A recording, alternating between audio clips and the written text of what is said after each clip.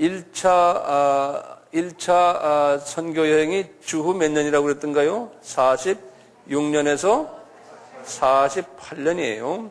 이것이 이제 다시 또 적어 놓으세요. 1차예요. 1차 선교 여행인데, 선교 여행을 딱 끝나고 와서요, 이제 49년에 일어나는 이야기가 이 예루살렘 총회예요. 49년에요. 그리고는 예루살렘 총회가 끝난 다음에 50년에서요, 52년에 또 2차 선교 여행을 가요.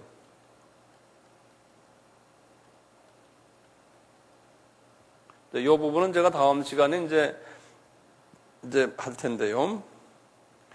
이제 2차와 이제 3차, 그 다음에 이제 4차까지 나가는데, 이 2차, 3차, 4차, 이 부분을 정확하게 아셔야 돼요. 이 부분을 아시면은요, 사도 바울의 편지를 이해하는데 엄청난 도움을 받아요.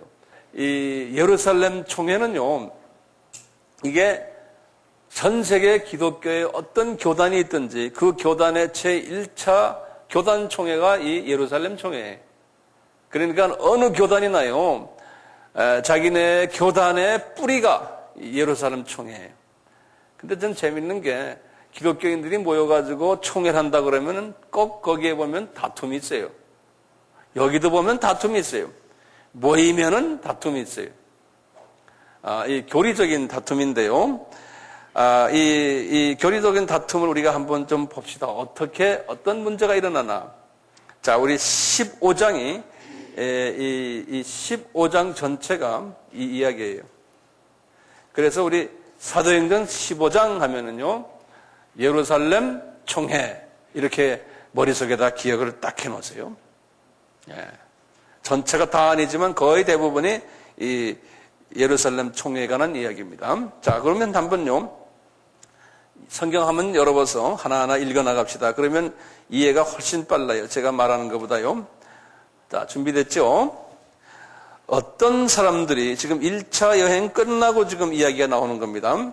어떤 사람들이 유대로부터 내려와서, 지금 어디를 이야기하냐면, 안디옥에 지금 이분들이 와 있는데, 안디옥에서 일어나는 이야기예요. 어떤 사람들이 유대로부터 내려와서 하는 것은, 실은 지도를 보면은 안디옥은 북쪽이니까 유대하면 예루살렘을 이야기하거든요. 예루살렘에서부터 올라가야 되는데, 항상 성경에는 예루살렘 중심으로 다 예루살렘을 갈 때는 올라간다 그러고, 그래요.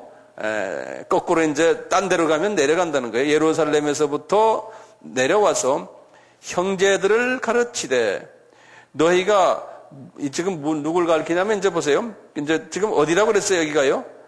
안디옥 교회입니다. 안디옥 교회에서요. 와서 가르치는데 뭐라고 하냐면, 너희가 모세의 법대로 할례를 받지 아니하면 능히 구원을 얻지 못하리라 하니, 이분들이 와서 지금 예루살렘에서 교육을 받은 사람들의 12 제자들 밑에서요, 이분들이 안디옥 교회에 와가지고 성경 공부를 하는데, 니네들 구원받으려면 구약의 모세 율법 철저하게 잘 지켜야 되고, 특히 할례 받아야 된다. 여기 지금 디아스포라들 너희들 할례 받아라. 그 다음에 아까 말하는 개종자들아, 그 사람들은 할례 받았잖아요. 근데 어떤 분들이 할례 안 받았어요? 하나님을 경외하는 사람들 할례 안 받았잖아요. 너희들 구원 없다는 거예요. 이런 식으로 이제 말씀하시는 거예요. 그런데 사도 바울이 1차 여행을 다니면서, 그 도시로 다니면서 성경을 가르치실 때 할례 무용론을 가르치셨거든, 그분이. 예? 구약의 할례는 그것은 다 이제 필요 없다. 이제 바울을 공격하는 거예요. 바울을 공격하는 게 이제 이 그룹들이 이제 그런 문제가 딱 생겼어요. 그러니까 이제 2절에서 그래요. 바울과 바나바와 저희 사이에 적지 아니한 다툼과 변론이 일어난지라. 이 총회는 꼭 이렇게 싸움 난다고 그랬죠. 꼭 이런 게 있어요. 큰 싸움은 아니지만 변론이 일어난지라. 형제들이 이 문제에 대하여 이제 바울과 바나바와 및 그 중에 몇 사람을 예루살렘에 있는 사도와 장로들에게 보내기로 작정했다는 거예요. 이게 자기네 문제로 이게 해결이 안 되는 거예요. 이것은 저 밑에 지도자들한테 가서 이 문제를 좀 해결을 받아야 된다는 거예요. 그래서 이제 바나바와 바울에게 목사님들 여기서 이 당신들이 해갖고 안 됩니다. 이게 정치적인 문제가 들어있습니다. 이 안에. 그러니까 저 예루살렘에 내려가서 이 정치적으로 이 문제를 해결하시오. 그러는 거예요. 뭐 우리에게도 주변에 항상 있는 이야기들이죠. 예? 자, 그러니까요. 이제 바울이 또는 바나바가 그 말을 수용했어요. 그래가지고 3절에 보세요. 저희가 교회의 전송을 받고 베니게와 사마레로 타네. 베니게가 아까 지도상에서 베니게가 안디옥고 지역에 있는 그 지역을 베니게라고 그랬거든요. 예. 그래서 그 베니게와 또 어디라고 그랬어요? 그 베니게 밑에 있는 그게 사마리아 아닙니까? 우리 이스라엘 지도했지 않습니까? 사마리아. 그것도 아로 끝납니다. 베니게와 사마리아로 다녀가며, 이거 베니게도 한국말로는 아가 아니지만 영어로는 피니시아 그런다고요. 그러니까 그게 그대로 아로 끝나는 거예요. 사마리아로 다녀가며, 이분들이 지금 예루살렘 가는 길도 길거리 가면서도 이방인들의 죽게 돌아오는 일을 말하며 형제들을 다 기쁘게, 다시 말하면 계속해서 이방인만 찾아다니면서 복음을 전하면서 예루살렘으로 지금 내려가는 거예요. 올라가는 거예요. 4절에 예루살렘에 이르러 교회와 및 사도와 장로들에게 영접을 받고, 그럴 때 교회 하면요, 본래는 에클레시아라 그래가지고 그 교인들의 그 무리들을 교회라 그러거든요. 예, 여기서는요. 그래서 교인들과 그런 소리나 마찬가지예요. 사도들과 장로들에게 영접을 받고 하나님이 자기들과 함께 계셔서 행하신 모든 일을 말하며, 이건 뭘 말한 거예요? 이분들이 1차 여행 때의 모든 스토리들을 그분들에게 이렇게 선교 보고로 이제 이렇게 알려드린 거예요. 그러니까 이제 거기에서 열받는 사람이 있었어요. 이분들의 그 보고를 통해서 항상 있어요. 보면요. 그 열받는 사람이 5절에 나와요. 바리새파 중에 믿는 어떤 사람들이 일어나 말하되 이방인에게 할례 주고 모세 율법을 지키라 명하는 것이 마땅하다 하니라. 다시 말하면 당신 말이야 이방인들 복음을 전해놓고 이 복음을 전하고 기독교에 공동체에 집어넣는데 왜 할례를 안 주느냐 이거야. 그렇게 모세의 율법 같은 거 왜 정확하게 지키지 않게 하느냐. 예? 은혜만 이야기하고 왜 그러느냐 하면서 이제 막 또 열내는 그룹들이 있는 거예요. 그게 이제 소위 바리새파들이에요. 우리 같으면 바리새파는 무슨 파들이에요? 소위 보수파들. 왜 우리 교단에서 가르친 것을 제대로 안 하고 뭐 이렇게 하는 좀 자유적인 게 있다. 뭐 기타 등등 해서 하여튼 자기 교리와 맞지 않는다 이래가지고 이제 막 문제를 이제 야기시키는 그러한 사람들 여기 있었어요. 그러니까 하나님이 이 지도자들에게 지혜를 주는 거예요. 첫째, 베드로에게 지혜를 주는 거예요. 베드로에 보세요. 6절에 보세요. 사도와 장로들이 이 일을 의논하러 모여 많은 변론이 있은 후에 베드로가 일어나 말하되 형제들아 너희도 알거니와 하나님이 이방인들로 내 입에서 복음의 말씀을 들어 믿게 하려고 오래전부터 너희 가운데서 나를 택하시고, 이분이 지금 이게 무슨 말입니까? 지난 시간에 우리가 봤죠.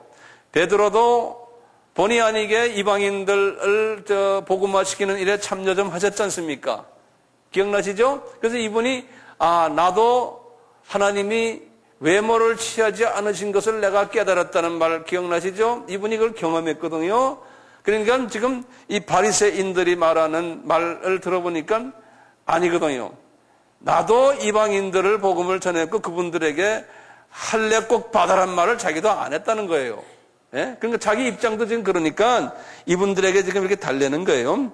자, 보세요. 베드로가 일어나 말하되 형제들아 너희도 알거니와 하나님이 이방인들로 내 입에서 복음의 말씀을 들어 믿게 하시려고 오래전부터 너희 가운데서 나를 택하시고 또 마음을 아시는 하나님이 우리에게와 같이 저희에게도 성령을 주어 증거하시고 믿음으로 저희 마음을 깨끗이 하사 저희나 우리나 분간치 아니하셨느니라. 이방인이나 유대인이나 같다는 거예요. 복음 안에서는. 그런데 지금 너희가 어찌하여 하나님을 시험하여 우리 조상과 우리도 능히 매지 못하던 멍에를 제자들의 목에 두려느냐. 우리가 저희와 동일하게 주 예수의 은혜로 구원받은 줄을 믿노라 하니라. 이분의 생각이 많이 변했죠. 이제는 이방인들도 우리와 똑같다 경험했기 때문에요. 그래서 이제 이분이 나와서 이제 바리새인 출신들 너희들 생각이 틀렸다. 그러면서 이제 이렇게 한마디 해주신 거예요. 베드로가요. 이렇게 하니까 베드로는 좀 이렇게 하셨지만 나중에 이 베드로도 조금 좀 100% 이런 마음을 가지고 하지는 않은 것이 또 나중에 나타나는데 하여튼 이렇게 했어요. 그러니까 12절 보시면 이제 반응들을 보세요. 온 무리가 가만히 있어. 이 가만히 있어는 뭐라고 그랬어요? 기분이 별로 안 좋다는 거예요. 베드로가 그런 식으로 말하니까요. 지금 거기에 지금 누가 있습니까? 바나바와 바울이 앉아 있어요. 그분들을 지금 심판하는 거예요. 지금 어떻게 보면요. 예? 앉아서 있는데 온 무리가 가만히 있어 바나바와 바울이 하나님이 자기들로 말미암아 이방인 중에서 행하신 표적과 기사 고하는 것을 듣더니 이제 이분들이 지금 선교 보고 하는 겁니다. 그러니까 기분이 별로 안 좋은 거예요. 어떻게 이 사람들이 우리 유대 전통을 무시하고 이렇게 이방인 편에 들어가서 복음을 이렇게 색깔을 변하게 하면서 복음을 전할까? 저는 기분이 지금 언짢아 있는 거예요. 이런 사고방식은 어느 민족에나 다 있어요. 어느 교단이나. 그게 사람의 가지고 있는 문화의 한계점이라고 지난 시간에 제가 말씀드렸듯이요. 그러니까 야고보가 이제 나와서 한마디 하는 거예요. 왜냐하면 이 예루살렘 총회의 총회장이 야고보라고 이제 일반적으로 이야기를 해요. 이 야고보가 누구냐면은 예수님의 육신의 동생이에요. 그래서 야고보를 쓰신 분이거든요. 그래서 항상 이 12제자 중에서 베드로보다는 더 파워를 가지고 영향력을 가지신 분이 야고보다 그런다고요. 그래서 이제 여기서도 마찬가지예요. 지금 이런 중요한 결정을 해야 되는 입장에 있을 때 베드로는 나와서 한마디 했지만 결론은 절충하는 야고보가 내고 야고보가 결론을 내려줘요. 여기서 보면요. 그래서 이제 이 야고보가 여기 이런 상황을 보면서도 우리가 보면 야고보가 베드로보다 더 높은 분이다 이렇게 우리가 이제 짐작을 하거든요. 자, 그러면 이제 보세요.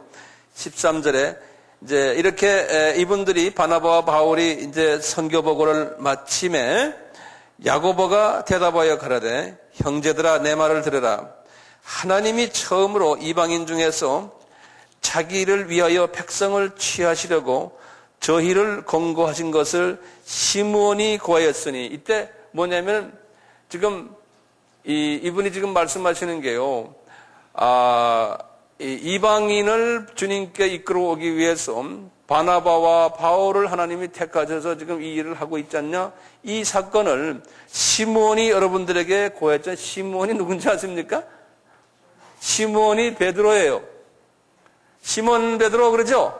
예, 그래서 이제 이 시몬이 딴 분이 아니고 지금 베드로가 여러분들 앞에 고했지 않느냐 그런다고요. 그러니까 이분이 더 어른이에요. 어른이. 예, 이러면서 이제 하시는 말씀이 이거 봐라 여러분들. 그러면서 구약을 인용하는 게 이제 아모스서를 인용하세요. 아모스서는 700년 주전 700년 전에 이제 예언하신 건데 그러는 거예요. 선지자들의 말씀이 이와 합하도다 기록된 바. 그랬으면서 야고보가 이제 아모스서 9장 11절과 12절을 인용하세요. 이후에 내가 돌아와서 내라는 건 예수님을 이야기해요.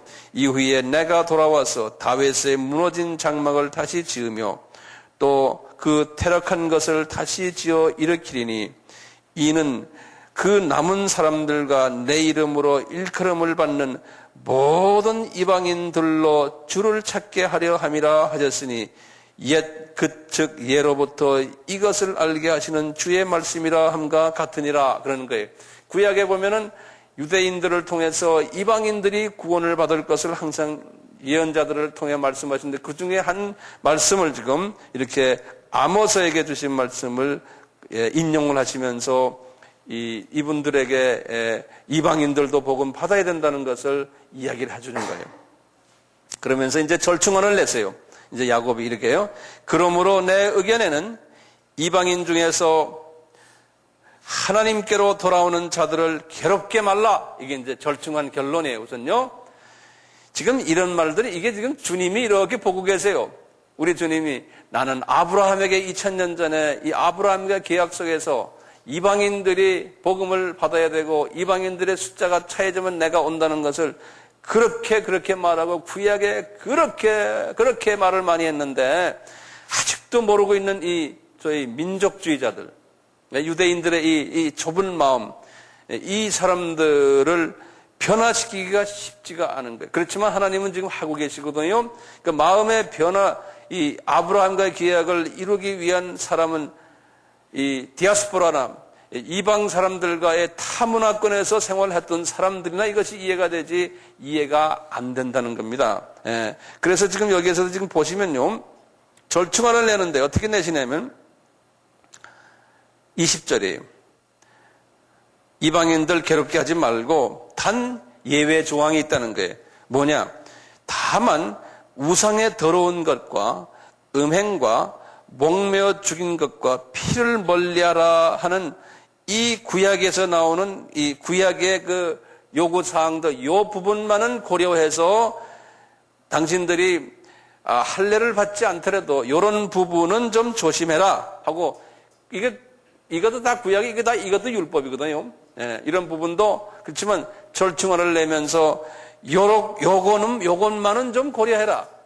예, 이렇게 해서 편지로 지금 이 사도 바울이 지금 전한 그 지역들 1차 때 전한 지역들에다 편지 내고 안디옥 교회에다도 그런 편지를 써서 보내라는 거예요. 우리가 이렇게 결정했다라는 것을 절충안을요. 그러니까 요 바리새파 사람들도 좀 자기네 편을 어느 정도 좀 들어줬으니까 의견을 절대 무시하지 않고 그래서 이제 이렇게 해서 절충안을 내 가지고 문제가 해결이 됐어요. 문제가요. 그러니까 사도 바울도 이제 좀 한숨을 좀 돌리는 거예요. 아주 골치가 아팠거든요. 바울에 대한 공격이 많았어요. 자, 그래서 이제 22절에 보세요. 이에 사도와 장로와 온 교회가 그 중에서 사람을 택하여 바울과 바나바와 함께 안디옥으로 보내기를 가결하니, 다시 말하면 예루살렘 이 교회에서요, 이 안디옥 교회에 이 바나바와 바울의 돕는 자들을 이분들이 가서 이제 이걸 설명을 또 해줘야 되니까요. 이제 이 자기네 이쪽에 예루살렘 사람들을 보내서 좀 그분들을 좀 달래라는 거죠. 그래서 이제 사람을 붙여줘요. 누굴 붙여주는데요? 이제 유다라는 사람과 실라라는 사람을 붙여줘요.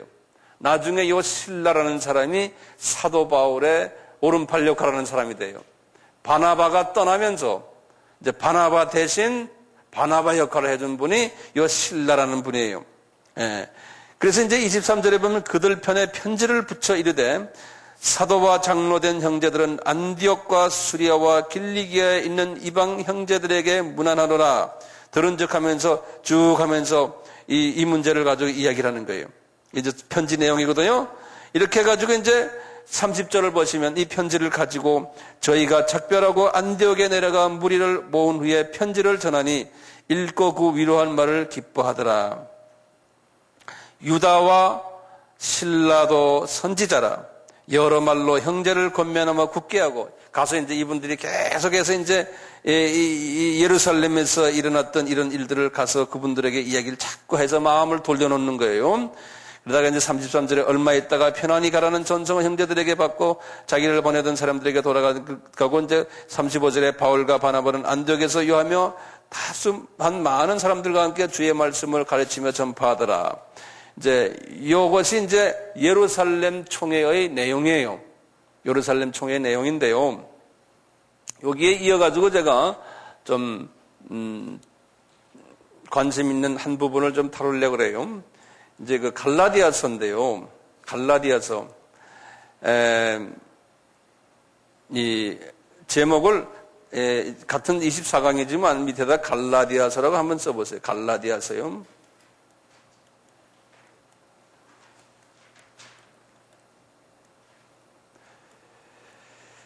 갈라디아서에 대해서 제가 좀 말씀을 좀 간단하게 드려드릴게요. 이 갈라디아서는 사도 바울이 쓴 편지 중에서 이제 제가 볼 때는요, 이제 그 학설이 두 가지 학설이 있는데요. 제일 먼저 쓴 편지다 이렇게 보고 있어요. 제일 먼저 쓴 편지다. 이 말은 뭐냐면요. 우리 아까 지도를 아까 보셨지만 갈라디아가 내가 여기다 지도를 다시 그리긴 좀 그런데 여러분들 지도를 보시면 갈라디아가 갈라디아가 이렇게 북쪽에 있고 남쪽에 있어요. 그래서 이제 이 학설을요. 이 갈라디아서는 한 학설은 뭐냐면 북쪽에 있는 갈라디아 사람들을 위해서 편지를 쓴 것이다. 그래서 노던 디오리라고 그래요. 이런 디오리는 뭐냐면 3차 여행 때 쓴 글이다 이렇게 보는 거예요. 이제 북쪽 사람들을 상대로 해서 글을 썼다. 그런데 이제 한 학설은 또 남쪽 사던 디오리가 있어요. 사던 갤레시안 디오리라고 그래서요. 갈라디아 지방의 남쪽 지방의 갈라디아 사람들을 상대로 해서 글을 썼다라는 학설이에요. 그것은 남쪽 갈라디아 지방은 알고 보면 바울이 1차 여행 때 전도를 했던 그 지역들이에요. 1차 여행 때 지나갔던 자리들이거든요. 그래서 저는 이 사던 디오리를, 남쪽 디오리를 저는, 그게 성서적이다라고 믿고 있어요. 그래서 이제 남쪽 디오리를 믿는 이제 학자들은 이렇게 생각하죠. 갈라디아서는 언제 썼느냐? 이제 이분이 예루살렘 총회에 다녀와서 2차 선교여행 가기 전에 주후 49년에 쓰셨다라고 보는 거예요. 그 주후 49년에. 그러니까 우리 아까 여기 도표를 보시면 이 49년에 예루살렘 총회에 갔다 오자마자요.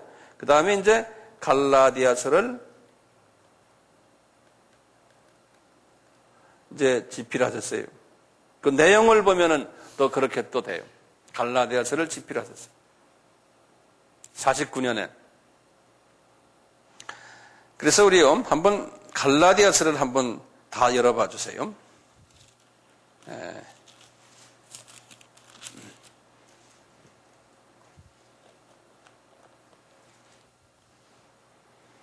갈라디아서 열어봐 주세요. 이제 그 갈라디아서는 로마서와 비슷해요. 이 율법과 은혜에 관한 이야기를 이렇게 쓰신 건데요. 왜냐하면 아까 우리 봤지만 예루살렘 총회에서 그 율법과 은혜에 관한 여러 가지 그 의견들, 이걸 가지고 서로가 시간을 좀 보냈잖아요. 그와 같이요, 이 갈라디아서에서 우리 지난 시간에 갈라디아서에서 이분이 자기가 어머니의 태로부터 택정받고 아라비아에 가서 자기가 이제 3년 있었고 이런 이야기를 지난 시간에 좀 했어요. 갈라디아서 1장에서요. 근데 2장에 들어와 가지고 갈라디아 사람들에게요.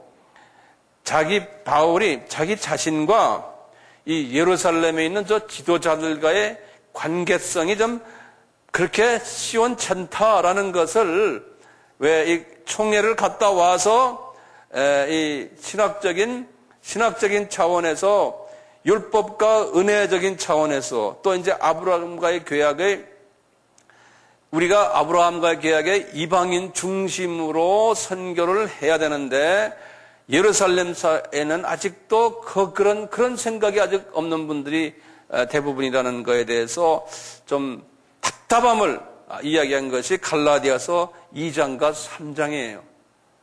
예. 그래서 우리 한번 2장과 3장을 한번 같이 봐요. 우리 눈으로 직접 보시면 느끼세요. 자, 보세요. 이제 14년 후에 그랬어요. 잘 보세요. 여러분들에게 제가 여쭈면서 갑니다. 14년 후에 내가 바나바와 함께 디도를 데리고 다시 예루살렘에 올라갔더니, 요 말을 우리가 먼저 알아야 돼요. 14년 후면요, 지금 뭐부터 14년 후입니까? 지금 이분이 지금 몇 년에 지금 이걸 쓴 거예요? 49년에 썼죠. 그렇죠? 49에다가 14년을 빼면 뭡니까? 35년이죠. 그렇죠? 35년에 지금 여기 보면 다시 예루살렘에 갔다고 그랬죠. 그러니까 처음 예루살렘 간 때가 언제였어요? 그러니까 다시 말하면요, 이분이 14년 후에 예수님을 만나고 그런 소리예요. 다메섹에서 주 35년에 예수님을 만나고 아라비아 갔다가 예루살렘에 그분이 갔죠. 3년 후에. 그렇죠? 네. 그 소리예요. 그러다가 이제 내가 14년 후인 49년에 또 지금 예루살렘에 갔다 왔다는 거예요. 그래야 안 그래요? 예루살렘 총회를 위해서 예루살렘에 갔다 왔다는 거예요. 이해됐어요? 네. 자, 그런 의미로 이제 보세요. 예루살렘에 올라갔노니, 그때는 누굴 데리고 갔냐면은, 지난번 갈 때요, 디도를 데려갔어요. 이제 여기에 나오는 거예요. 디도를 데려갔다는 거예요. 그러니까 디도는 누구냐? 디도는 헬라계 사람이에요. 헬라계 사람이에요. 그러니까 디도서 1장 4절에 보면 나오는데요. 이 사람은 헬라계 사람이고 아주 참 괜찮은 사람이에요. 나중에 목회자가 됐는데 이분이 이 디도를 데리고 가는데, 자 보세요. 2절에 계시를 인하여 올라가 내가, 이게 지금 그쪽에 지금 예루살렘 총회에 내려갔다 온 이야기를 지금 하는 거예요, 이분이요. 계시를 인하여 올라가 내가 이방 가운데서 전파하는 복음을 저희에게 제출하되, 여기까지 이해되겠죠? 유명한 자들에다 출정 거는어요. 사도 바울이 지금 아주 그 시니컬한 이야기로 한, 시니컬이란 말이 한국말로 뭐죠? 냉소적인 이야기. 유명하다고 하는 저 사람들에게 그런 소리예요. 유명하다고 하는 저 사람들에게 사사로이 한 것은, 개인적으로 가서 보고를 드린 것은 내가 다름질하는 것이나 다름질하는 것이나 현재의 영예, 그 다음에 과거에 한 것이 헛되지 않게 하려 함이라고 하는 게, 그게 무슨 말이에요? 예? 내가 예루살렘에 가서 그 유명하다는 사람한테 가서 이거 보고를 드리는 이유가 뭐예요? 내가 전하는 복음이 계속해서 방해를 받고 있다는 거예요. 저 사람들에게서. 그렇기 때문에 할 수 없이 내가 가서 좀 말씀드리고 이해를 돕고 제발 내가 전하는 복음 방해하지 마십시오라고 부탁을 하러 갔다는 거예요. 3절에 보세요. 그러나 나와 함께 있는 헬라인 디도라도 억지로 할례를 받게 아니하였으니, 이분 고집 보세요. 디도는 헬라인 아닙니까? 뭐라고 그랬어요? 예루살렘 출신들은 할례 받아라. 안 그러면 구원 없다. 실은 구원이 없다고 그래도 우리가 받아라면 받지 왜 말이 많아. 이제 이런 식까지 나올 수 있잖아요. 그런데 이 바울은 고집을 부리는 거예요. 나 안 해. 그러는 거예요. 그러니까 이분 어렵지 않겠어요? 다시 봐요. 그러나 나와 함께 있는 헬라인 디도라도 억지로 할례를 받게 아니하였으니 이는 가만히 들어온 거짓 형제 까닭이라 그러는 거예요. 이 소위 말하는 간첩들이 있는 거예요. 예루살렘에서 보내온 간첩들이 있어가지고 혹시 바울이 뭘 잘못할까봐, 그러면 하여튼 꼬투리만 있으면 잡아가지고 하여튼 뭘 못하게 하려고 말이죠. 이런 게 있었다는 거예요. 봐요. 이는 가만히 들어온 거짓 형제 까닭이라. 저희가 가만히 들어온 것은 그리스도 예수 안에서 우리의 가진 자유를 엿보고 우리를 종으로 삼고자 함이로다. 우리가 일시라도 복종치 아니하였으니 이는 복음의 진리로 너희 가운데 항상 있게 하려 함이라. 그러니까 디도가 할례 안 받는 것이 진짜 복음이라는 거예요. 그렇기 때문에 그 복음 안에 있으려고 자기는 최선을 다했지만, 우리가 주와 이 복음 안에서 자유를 가지고 있는, 율법에서 자유를 받은 이것을 자꾸 해치려고 하는 분들이 있다는 거예요. 이런 그 딜레마 속에서 6절부터 다시 보세요. 유명하다는 이들 중에, 그러면 유명하다는 일 누군지 알겠죠? 그래놓고 가로를 딱 쳐놨어요. 이거는 성령님께서 하신 말씀이 아니에요. 성경에 가로가 가끔 있거든요. 이거는 이 저자가 누굽니까? 바울의 개인 의견이에요.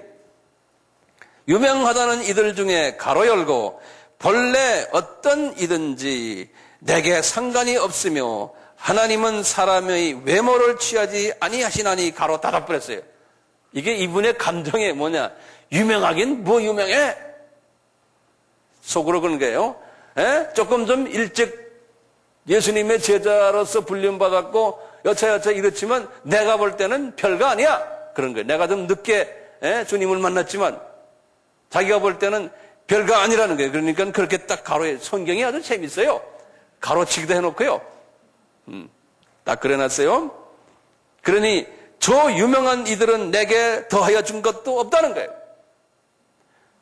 헌금도 보내준 것도 없고 실은 거꾸로 말이죠. 안디옥 교회에서 저 밑에 예루살렘 교회가 기근을 걸리게 하나님이 만들어놨어요. 그래가지고 이제 사도행전 제가 그걸 보진 않았지만 11장에 가면 나오거든요.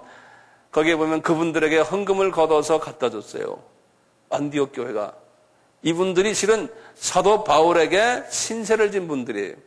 근데 이분들이요, 바울이 그렇게 나가서 선교하고 저렇게 가서 욕먹고 해도요, 돈 한 푼 안 보냈어요. 그리고 자기 예루살렘 교회 출신들이 소위 좀 까장까장한 사람들, 그 바리새파, 이런 사람들을 일부러 거기다 풀어놓고요, 가서 그냥 계속 이제 딴지를 걸었어요. 그리고는 안디옥 교회까지 와가지고 딴지 걸고요. 그러니까 사도 바울이 성질 급한 분이 힘들었겠죠? 이제 하나님께서는 그걸 또 선하게 보면요. 바울 선생님을 사람 만들기 위해서 또 그렇게 하셨다라고 볼 수 있어요. 더 좀 큰 종을 만들기 위해서요. 예. 근데 이런 구조가 과거 2000년 동안 어느 조직이나 다 있어요. 이런 구조가, 틀이 말이죠. 예. 자, 보세요. 내게 더하여 준 것이 없고 도리어 내가 무할례자에게 복음 전함을 맡기를 베드로가 할례자에게 맡은 것 같이 한 것을 보고, 그러니까 자기는 이방인 선교사고 베드로는 유대인 목사님이라는 거예요. 그러면서 8절에 베드로에게 역사하사 그를 할례자의 사도로 삼으신 이가 또한 내게 역사하사 나를 이방인에게의 사도로 삼으셨느니라. 이 말은 지금 이게 속으로 이분이 지금 어떤 의미로 지금 갈라디아 사람들에게 이야기합니까?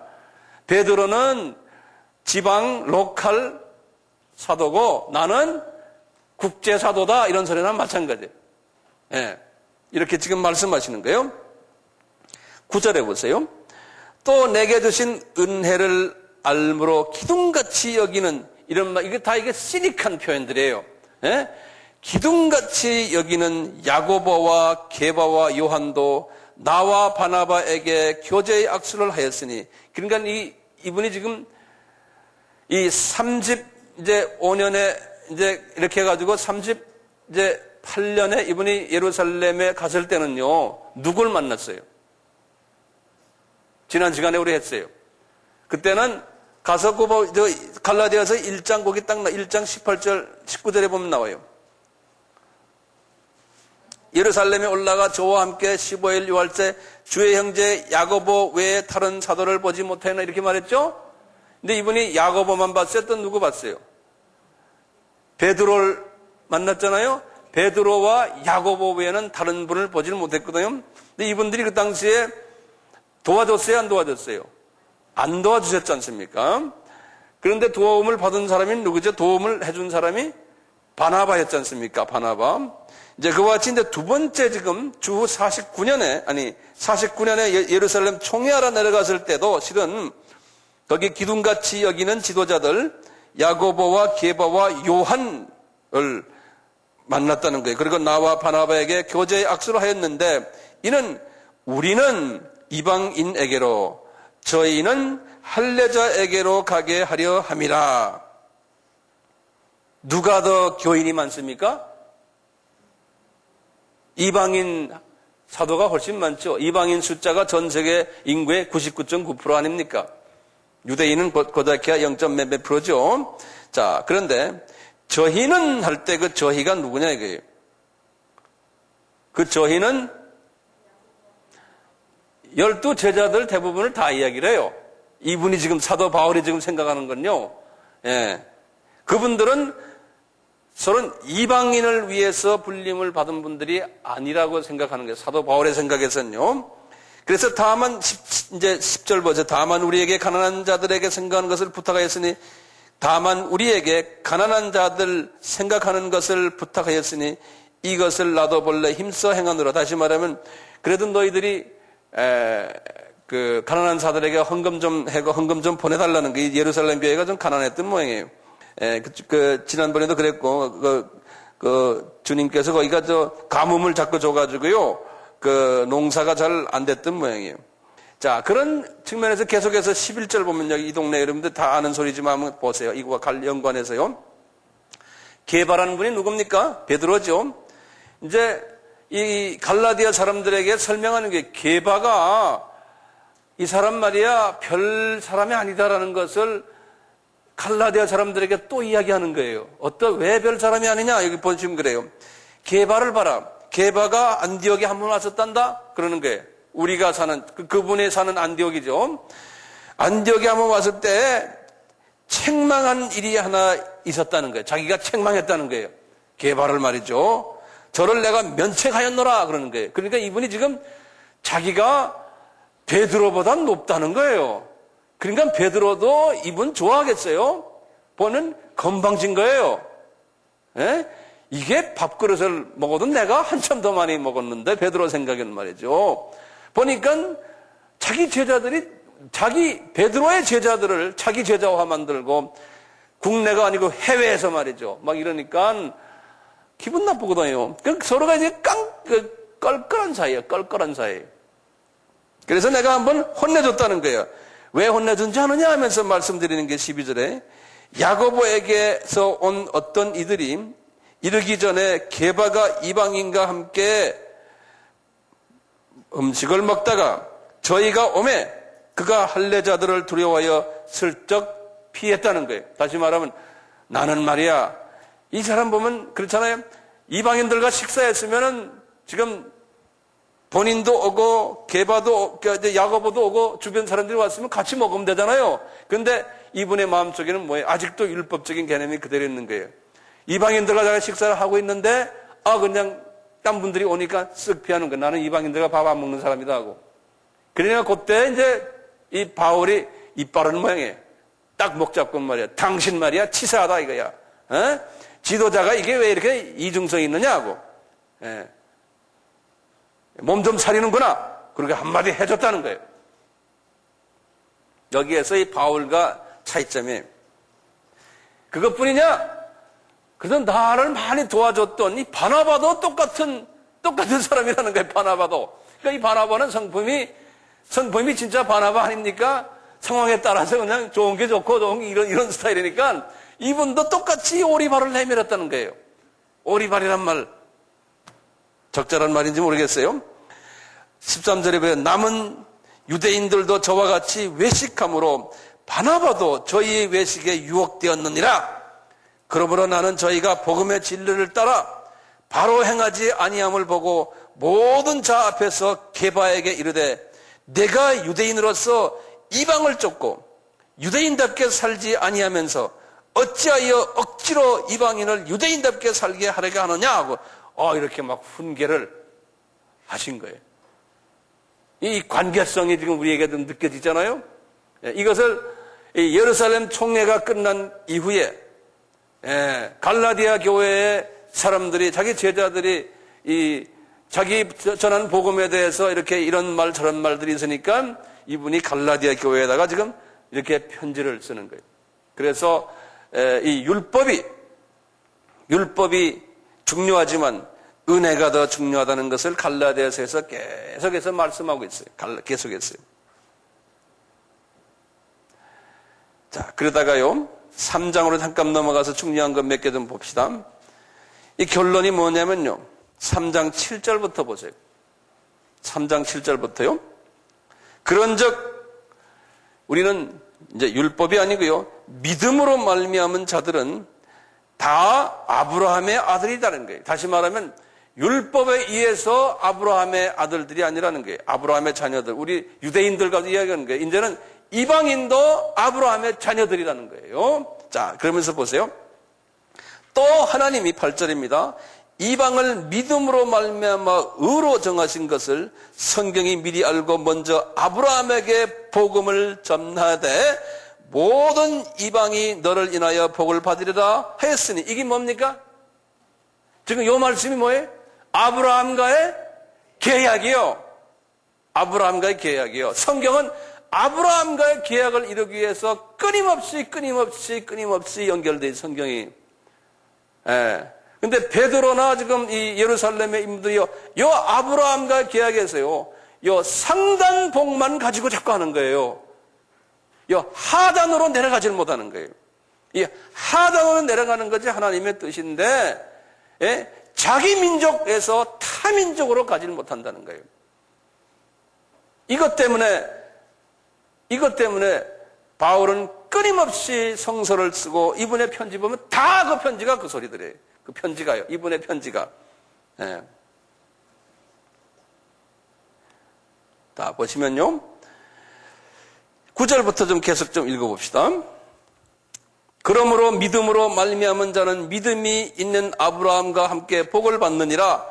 무릇 율법 행위에 속한 자들은 저주 아래 있나니 기록된 바 누구든지 율법책에 기록된 대로 온갖 일을 항상 행하지 아니하는 자는 저주 아래 있는 자라 하였습니다. 또 하나님 앞에서 아무나 율법으로 말미암아 어렵게 되지 못한 것이 분명하니 이는 의인이 믿음으로 살리라 하였습니다.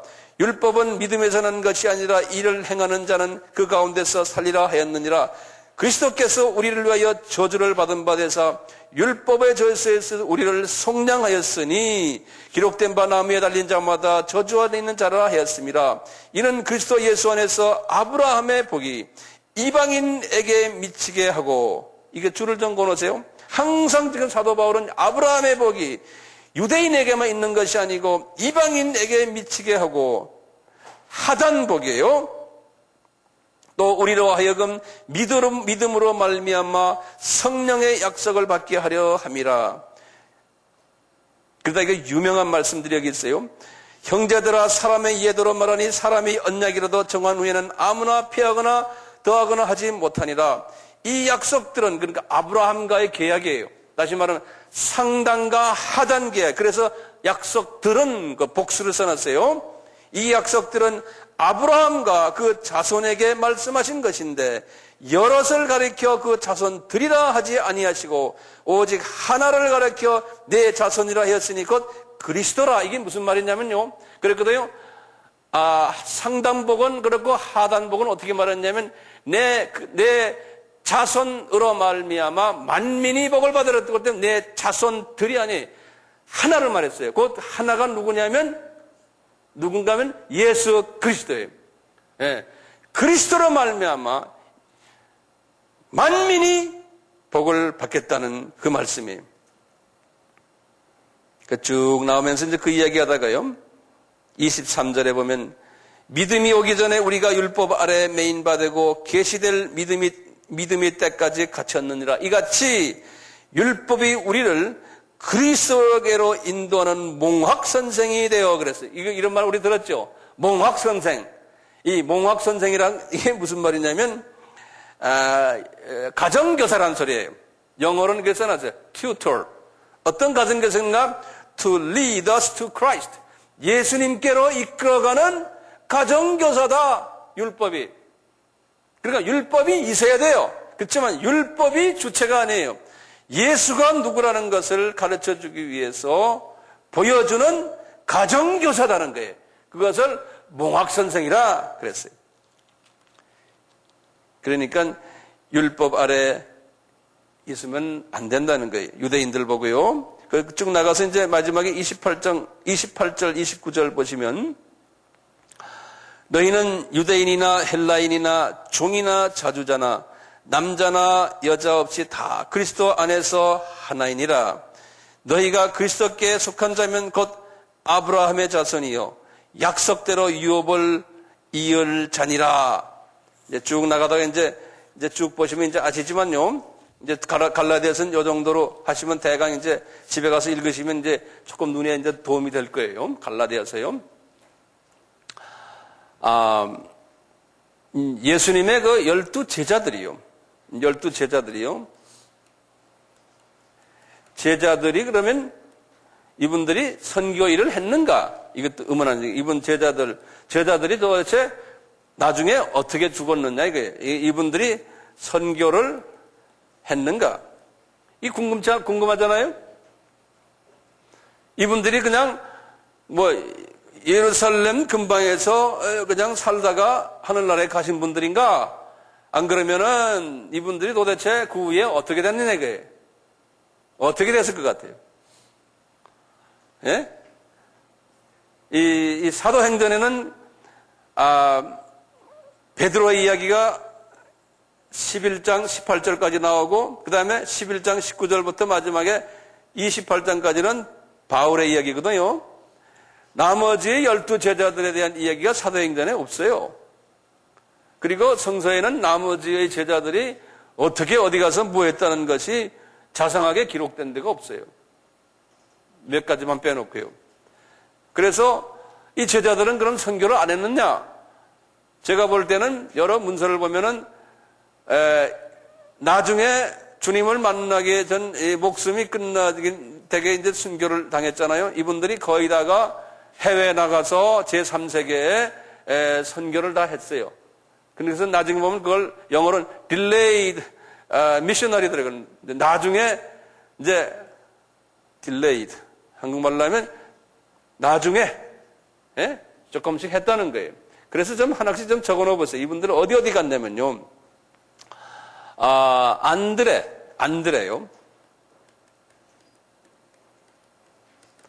안드레는 그 전통에 의하면은 스키피아라고 그래서 스키피아 쪽으로 갔다. 이게 어디냐면 오늘날의 러시아예요. 러시아의 일부인데요. 이쪽으로 갔다.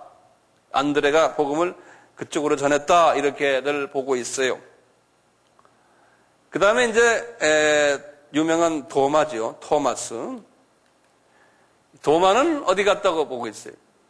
도마는 우리가 알다시피 인도에 갔어요. 이것도 이제 전통인데요. 인도 사람들이 그렇게 보고 있어요. 인도에 가면 인도가 이렇게 있으면 인도의 서부 중간에 조그마한 마을이 아니라 고아라는 마을이 있는데 고아라고요. 여기 이제 포르투갈 사람들이 지금 점령하고 있는데 포르투갈 중간인데 고아 쪽에 갔다는 학설이 있고요. 그 다음에 이쪽에 마드라스라고 여기 있는데 이쪽으로도 갔다는 학설도 있어요. 어쨌든 인도 사람들은 인도 기독교인들은요. 이 도마가 자기네의 영적인 선배다라고 보고 있어요. 인도 사람들은. 그래서 인도에 가면 토마 처치라고요. 그런 교회가 또 있어요. 도마가 와서 이제 복음 전하고 순교당했던 교회다. 마태는 어디를 갔냐면요. 에티오피아로 갔다 하는 학설이 있어요. 에티오피아로. 베드로가 문제예요. 이분이 제일 문제예요. 어디를 갔나?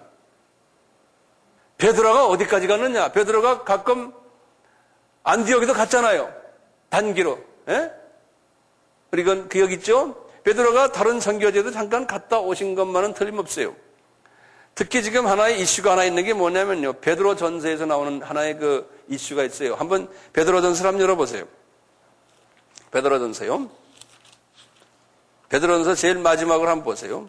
383페이지를 보시면 이제 이 베드로가 성령에 의해서 이 베드로 전후서를 썼는데요. 항상 옆에서 마가가 대필해줬어요. 왜냐하면 이분이 그 헬라말을 쓸 줄 모르기 때문에. 그래서 보시면 보세요. 이제 12절 13절 보세요. 내가 신실한 형제로 있는 아는 실루니아, 이건 이제 신라예요. 신라. 말미암아 너에게 간단히 써서 권하는 이것이 나의 참된 은혜임을 증거하노니 이는 이 은혜가 굳게 서리라. 함께 택하심을 받은 바벨론에 있는 교회가 너희에게 문안하고 내 아들 마가도 너희에게 문안한다 이렇게 썼어요. 자, 그러면 문제는 이거예요. 아하, 이분이 지금 어디에 있느냐?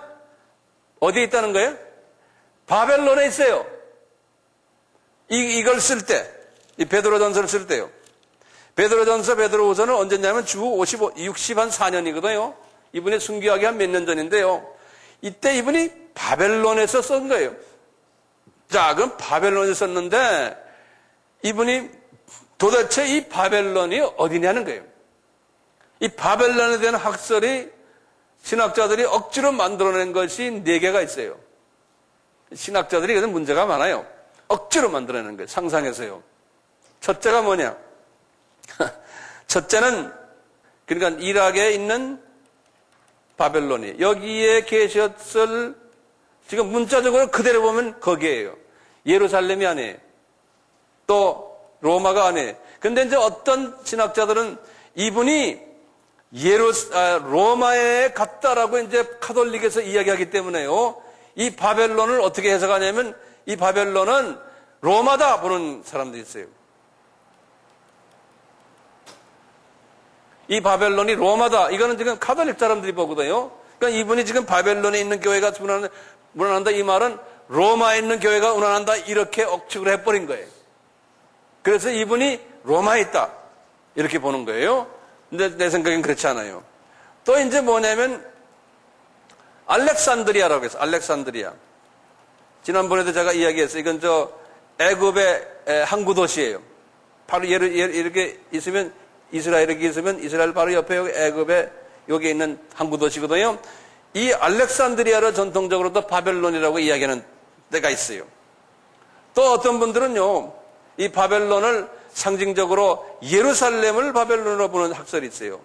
이렇게 볼 때 베드로는 카톨릭 사람들이 볼 때는 로마에 계셨다 하지만 실제로 이분이 지금 로마에 계신 게 아니고 예루살렘 아니면은 아주 문자적으로 본다면 이락의 바벨론 거기에 계시지 않았나 이렇게 보는데 그 당시에 이락의 바벨론이 존재하지 않았다는 또 학설도 있거든요. 그 시티가. 네. 그래서 아주 전통적으로 본다면 이분이 예루살렘에서 쓰신 게 아닌가라고 보는 거예요.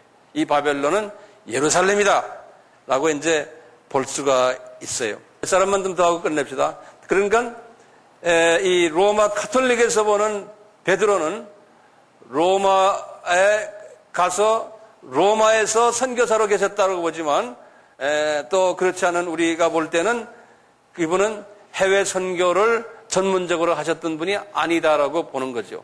그래서 여기저기에 영향은 많이 줬지만 해외의 그런 선교사가 아니었다라고 우리가 그냥 일반적으로 보고 있어요.